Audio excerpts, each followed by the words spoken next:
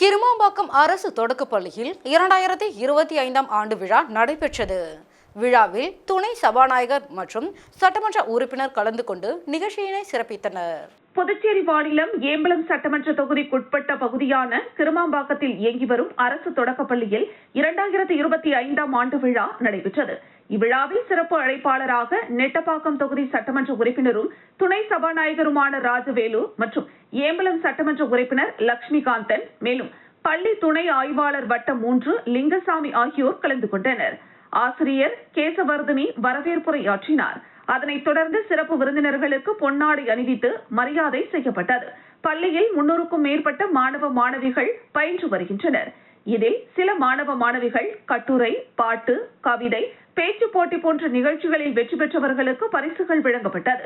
தொடர்ந்து பள்ளியில் பயில்கின்ற 160க்கும் மேற்பட்ட மாணவ மாணவிகள் பலவிதமான வேடங்கள் அணிந்து கலை நிகழ்ச்சிகளில் கலந்து கொண்டு நடனமாடினர். அவர்களுக்கு சான்றிதழ் வழங்கப்பட்டது.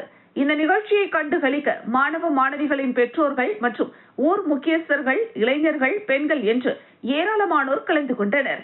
இந்த நிகழ்ச்சிக்கான ஏற்பாட்டினை பள்ளியின் தலைமை ஆசிரியர் செல்வாம்பால், ஆசிரியர் பெருமக்கள் கேசவர்தினி, சரண்யா, திவ்யா, வசந்தி, ஆயிஷா, கிருஷ்ணபிரியா, தனலட்சுமி, சண்முகப்பிரியா, கலைச்செல்வி, கல்பனா, கனகா, சத்யவாணி மற்றும் பள்ளியில் பணிபுரியும் ஊழியர்கள் செய்திருந்தனர்.